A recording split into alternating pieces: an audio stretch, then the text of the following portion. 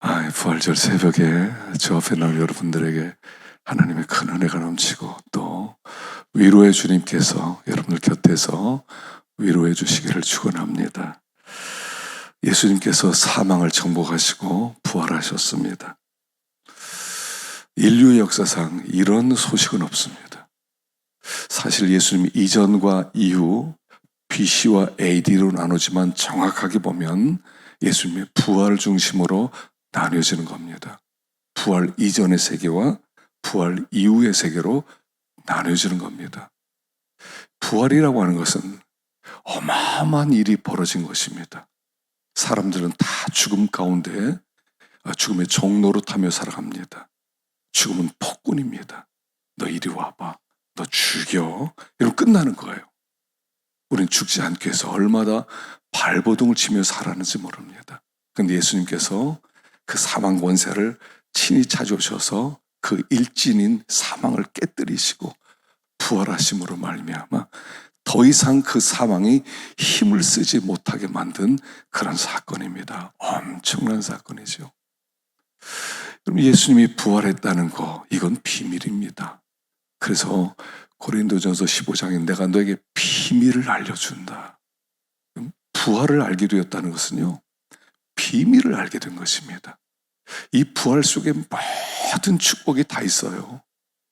여러분, 예수님이 부활했다. 이게 어떤 소식입니까? 부활했다. 그 얘기는 너희는 죄사함 받았다. 너희는 의롭다함을 받았다. 이제 하나님과 화목되었다. 이제는 너희는 소망 있는 자가 되었다. 너희는 승리자가 되었다.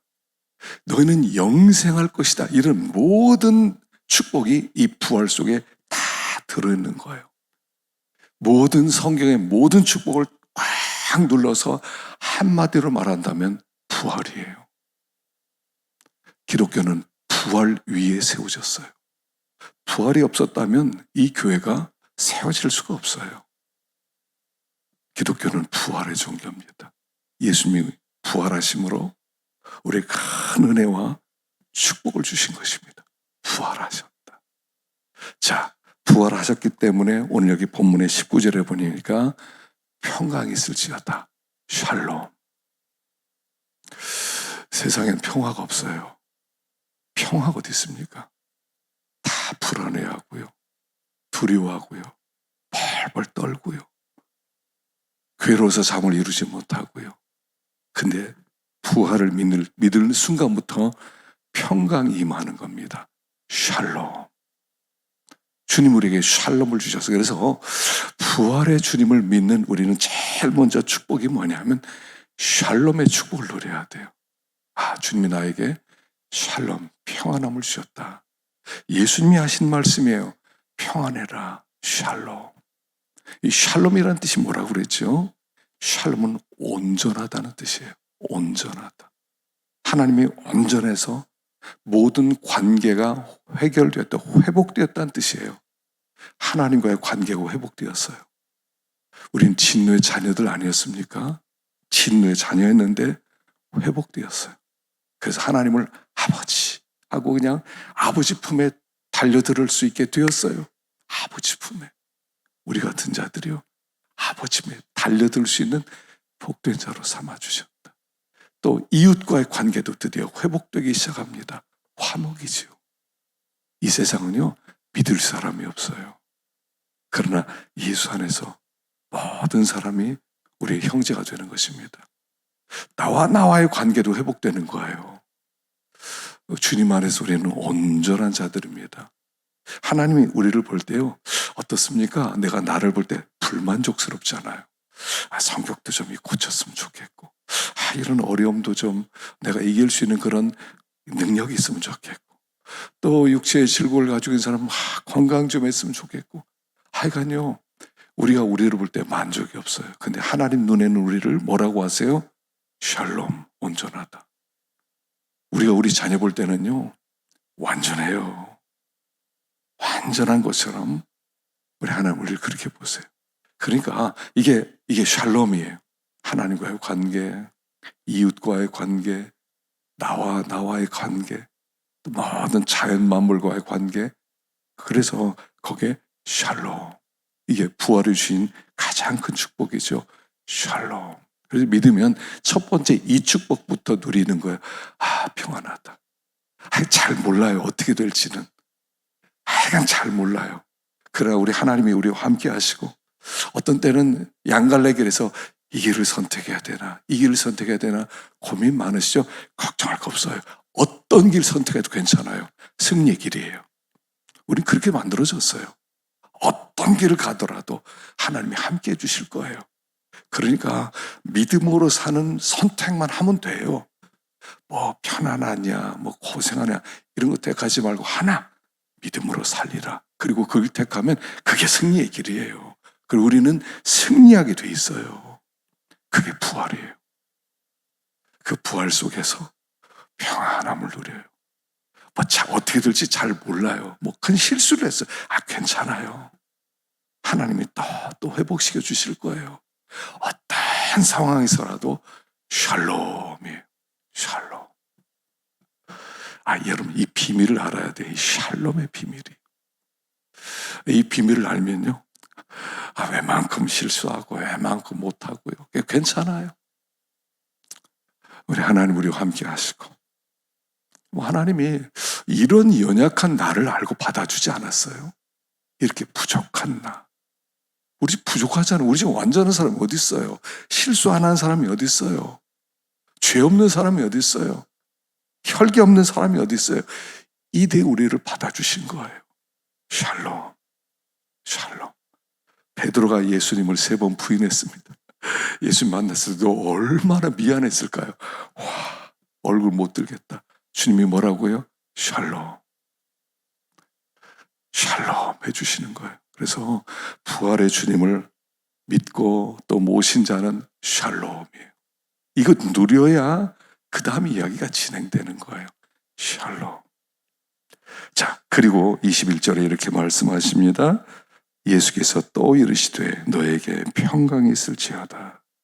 아버지께서 나를 보내신 것 같이 나도 너희를 보내노라. 샬롬을 다시 한번 선포하세요. 그리고 하시는 말씀이 아버지가 나 보냈지 이제 나 너희를 보낼게. 그러니까 예수님이 이 땅에 오신 것은요, 하나님이 보내서 왔어요. 하나님 대신해서 왔어요. 하나님이 예수님 이 땅에 오신 메시지는 하나예요. 하나님이 예수님을 보내면서 이 메시지 가지고 살아가라. 모든 사람들이 내가 너희를 사랑한다는 것을 알게 만들어라. 이거 하나. 예수님이 이거 하나 했어요. 일생 33년 동안 뭐 했냐면 아버지가 하나 보냈는데 이만큼 여러분들을 사랑하십니다. 그래서 죽으신 거예요. 나 죽기까지 여러분 사랑합니다. 이 메시지 하나를 가지고 살았어요. 성도의 생애는 메시지 하나 붙들고 사는 생입니다. 그 사람을 딱 생각하면 메시지가 딱 하나 떠올라야 돼요. 예수님이 이 땅에 사시면서 딱 한 가지 생각나요. 하나님이 이렇게 우리를 사랑했구나. 그분 예수님 그 사명 다 감당한 거예요. 그것처럼 우리들에게도 메시지를 주어서 이 땅에 보낸다는 거예요. 그 메시지가 부활이에요. 난 부활했다. 부활함으로 너희는 죄산 받았고 너희 의롭다함을 받았고 하나님과 화목되었고 너희에게 소망이 있고 너희에겐 영생이 있고 너는 영원한 승리자로 살아간다. 이거예요, 이거. 나도 너희를 보내노라 그럴 때는요, 물론 우리가 말로 전하고 우리가 열심히 전도도 하고 봉사도 하지만 결국 메시지 하나가 있어야 돼요. 딱 보면 메시지가 떠올라야 돼요. 아, 예수님이구나. 이거예요. 예수님이구나. 아버지를 대신해서 내가 있는 것처럼 고린도후서에 있는 것처럼 뭐라고 합니까? 내가 그리스도를 대신하여 사신이 되어서 대사가 되어서 하나님이 너희를 권면하는 것 같이 권면한다. 하나님과 화목해라. 우리 대사예요, 대사. 엠베서더예요. 뭐 미국 대사, 일본 대사 이 뜻이 우리가 대사예요. 그리스도를 대신하여 이 땅에 존재하는데 그리스도가 가진 그리스도의 모습을 보여주는 게 그게 우리의 사명이라는 거예요. 이제부터 우리는 메시지 가진 사람이 되었다는 겁니다. 무슨 일을 하든지 어떤 사람을 만나든지 우리를 보면 사람들이 한 가지 메시지를 읽을 수 있어야 돼요. 그리스도의 편지라고 그랬어요. 그게 그리스도를 대신하여 그에게 찾아가는 거예요. 그리스도를 대신해서 그리스도를 보여주는 거예요. 그리스도의 부활을 알려주는 거예요. 그래서 우리는 부활의 메시지를 가진 사람입니다. 최고의 메시지예요. 예수님이 부활하셨다. 예수님 부활하셔서 소망이 되어주셨다. 우리들 메시지. 이걸 가지고 세상을 향해 가라. 뭘 먹고 살지? 어떻게 살지? 그 걱정하지 말고 한 가지만 하면 돼요. 어떻게 예수님을 드러내지? 어디를 가더라도 항상 이걸 생각해야 돼요. 그걸 믿음으로 산다라고 말하는 거죠. 믿음으로 살면 돼요. 그러면 하나님께서 사는 것은요, 다 책임져 주실 거예요. 다 인도하시고 이끌어 주세요. 그 메시지 하나 가지고 살아가라. 내가 이 메시지 너에게 준다. 이제부터 너의 생애는 이전과 이후가 달라진 것이다. Before AD로 바뀌는 거다. 너희들이 예수님의 부활한 이후에는 이제부터는 예수의 부활 메시지 가지고 사는 대사들이 되었다. 라고 말씀하는 거예요. 그래서 우리가 그리스도의 대사들이다. 자, 그런데 하나님이 뭐라고 하세요? 주님이 22절에 이 말씀을 하시고 그들을 향하사 숨을 내쉬며 이르시되 성령을 받아라. 그런데 너희들이 이 메시지를 가지고 살면 정말로 필요한 능력이 있어야 돼. 그 능력이 성령님이야. 성령님의 능력으로만 그 메시지를 살아갈 수가 있어. 메시지를 전할 수가 있어. 듣는 사람이 은혜 받을 수 있어. 듣는 사람이 변화될 수 있어. 성령 받아야 돼 하면서 숨을 내쉬는 거예요. 그 숨을 내쉰다는 건 뭐냐면 성령을 주신 분이 예수님이라는 걸 가르쳐 주는 거예요. 예수님에게는 하나님이 성령을 예수님께 부어주셨고 예수님은 우리에게 성령을 부어주신 분이라고 하는 것을 가르쳐 주는 거예요. 그리고 이것은 내가 너에게 반드시 성령을 부어주겠다는 의지이기도 한 거예요. 예수님으로부터 성령이 오고요. 반드시 성령을 주겠다고. 그래서 약속하신 성령을 기다려라 라고 말씀하는 거예요. 이 성령 받기 전까지는 아무것도 못해요. 사실 20장에서 예수님의 부활을 체험하고 만나고 기뻐하고 그랬던 제자들이 21장에서는 아유 다 필요 없어. 고기나 잡으러 가자. 먹고 살아야지. 그리고 나갔다는 거예요. 성령 받기 전에. 그리고 바로 사도행전에서 성령이 오시는 얘기, 성령의 충만함을 받는 얘기가 이어지면서 하나님의 교회가 시작되었다. 이렇게 나오는 거예요. 성령 없이는요 아무것도 안 돼요.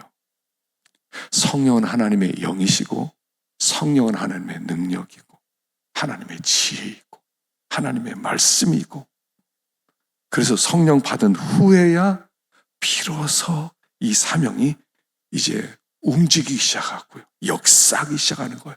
성령 받기 전까지는요. 예수님 부활했다, 살아계신다. 별로 힘이 안 돼요. 아 그래요? 예수님 살아나셨구나. 그 금방 어떻게 살지? 걱정을 하는 거예요. 부활하셨다. 그래서 이 부활이 부활되도록 폭발적인 힘을 갖게 하는 분이 성령님이시다. 그래서 사도행전은요. 성령의 역사예요. 지금도 우리에게 똑같은 일이 일어나는 겁니다. 교회는 성령이 역사하는 곳이에요. 그 성령의 충만함을 받을 때만 우리가 무력해요. 우리가 힘이 없지 않습니까? 너무 쉽게 실망을 하고요. 너무 쉽게 걱정을 하고요. 너무 쉽게 낙심을 하고요. 매일매일 한숨 쉬고 살아가지 않습니까? 성령이 임하면 하나님의 성령을 부어주시면 그래서 예수님이 40일 동안 그들과 함께 있고 열흘 동안 그들이 저녁 기도에 있었을 때 50일째 되는 날 맥주절 때 드디어 성령이 임하게 되는 거죠. 하여간 부활 다음은 성령이에요. 여러분 부활로 끝나면 안 돼요. 그 부활 다음이 성령 강림절이 있는 거예요. 그게 맥주절이죠. 우리가 이 부활의 기쁨을 누리지만 그 부활이 부활되기 위해서는 반드시 성령의 충만함을 받아야 돼요. 그래서 부활 다음부터는요, 성령의 충만함을 구해야 됩니다. 하나님, 성령을 부어주십시오. 약속하신 성령을 주십시오. 나로 하여금 이렇게 연약하게 살지 않게 하시고 하루를 살더라도 이 예수 그리스도의 부활을 힘있게 증거하며 살게 해주십시오. 부활의 삶을 살게 해주십시오. 라고 기도해야 되는 것이 부활 이후에 우리 기도 제목이 되어야 한다 하는 것입니다. 자, 23절을 보겠습니다. 23절. 너희가 누구의 죄든지 사하면 사여질 것이요 누구의 죄든지 그대로 두면 그대로 있으리라. 자, 하나님이 우리를 보내고요, 성령을 부어주시고요, 그리고 어떤 일을 하게 하시냐면 여기 그 죄사함의 권세를 우리에게 주신다는 거예요. 죄사함의 권세. 그러니까 이 가톨릭에서는요, 사제가 죄사함의 권세가 있어요. 사제가 내 죄를 사하노라. 그럼 사함을 받아요. 근데 여긴 그런 뜻이 아니에요. 죄사함의 권세는 믿는 모든 우리에게 주셨다는 거예요. 자, 이 죄사함의 권세로 그럼 다니면서 죄사함 받아라, 죄사함 받아라 이러고 사는 거냐? 그게 아니고 복음 전도하는 얘기죠. 복음 전도는 무엇입니까? 예수 믿으세요. 이거예요. 예수 믿으세요. 예수 믿으세요 하면은요, 그 예수 믿으세요 하는 그 속에는 예수 믿고 죄사함 받으세요. 당신이 내 말을 듣고 예수를 믿으면 죄사함을 받게 될 것입니다. 이런 말씀이죠. 오늘 우리들에게 이 세상에요, 예수님이 죄사함의 권세가 있으셨어요. 그래서 중풍 병자 왔을 때 예수님이 그들을 먼저 고쳐주지 않아요. 내 죄사함을 받아라 이렇게 얘기하세요. 사람들이 다 놀래요. 하나님은 왜 누가 죄를 살 수 있겠느냐? 이 사람이 누구길래 죄사한다고 말하느냐? 예수님이 어떤 것이 쉽겠느냐? 병자에게 일어나라는 말이 쉽겠느냐? 아니면 죄사함 받아라는 말이 쉽겠느냐? 병자를 일으킨 건 쉬운 일이다. 죄사함의 권세는 아무나 하는 게 아니다. 근데 내가 죄사함의 권세가 있다는 것을 알리기 위해서 내가 죄를 선포했다. 그 다음에 일어나라 라고 말씀하는 거예요. 가장 큰 능력이 뭐냐면 병 고침 받아라 이런 게 아니라는 거예요. 죄사함을 받아라. 이게 가장 큰 권세라는 거예요. 근데 하나님이 복음 전도자에게 이 권세를 맡겨주셨다는 거예요. 복음 전도자에게 이 권세를 주시고 복음 전하면 네가 전하는 대로 믿는 사람마다 죄사함을 받게 될 것이다. 그러니까 이 사명을 다하면서 살아가라 라고 말씀하는 겁니다. 이 소식 몰라서, 예수님이 부활했다는 소식을 몰라서 죄 가운데 죽는 사람이 없게 하라 하는 게 하나님의 명령이라는 겁니다. 기뻐하시고 성령 받으시고 복음 증거하는 가운데 죄사함의 권세를 사용할 때 하나님이 그 현장에서 예수님이 뭐라고 하십니까? 너희 형제 가서 얘기해라. 갈릴리에서 나를 보리라. 갈릴리에서. 왜 갈릴리입니까? 그 갈릴리가 사역의 현장이에요. 부활의 주님은 어디서 만나요? 물론 우리가 예배를 드릴 때 주님이 임재하시고 감동도 주시고 말씀도 해주시고 예배할 때 만날 수 있어요. 그런데 그분은 어디에서 일하는 것을 볼 수 있어요? 갈릴리의 삶의 현장 속에서 하나님의 사람으로 믿음으로 살아갈 때 그곳에서 일하시는 주님, 부활의 하나님이 역사하는 것을 우리는 체험하게 될 것이다 하는 것입니다. 그래서 예수님이 부활하셔. 이런 새벽에 잘 나오셨어. 새벽에 부활절 새벽이라고 나온 분들 대단한 분들입니다. 대단한 분들이세요. 여러분 부활의 능력으로 살아가시고 성령의 충만함을 받으시고 우리는 이미 승리자예요. 우리는 이기게 돼 있어요. 우리에게 이김을 주시는 하나님께 감사하노니 이김을 주신 하나님 우리는 이기게 돼 있어요. 고난 당할 수 있어요. 어려움 있을 수 있어요. 근데 반드시 이길 거예요. 실수도 할 수 있을 거예요. 욕도 먹을 수 있을 거예요. 그러나 승리할 거예요. 그게 부활이에요. 여러분, 승리자로 담대한 마음으로 온 세상을 다 달려들어봐라. 천하가 달려들어봐라. 나를 이기지 못할 것이다. 나는 승리자다. 이렇게 선포하면서 정말 믿음으로 전진하기를 축원합니다. 기도하겠습니다.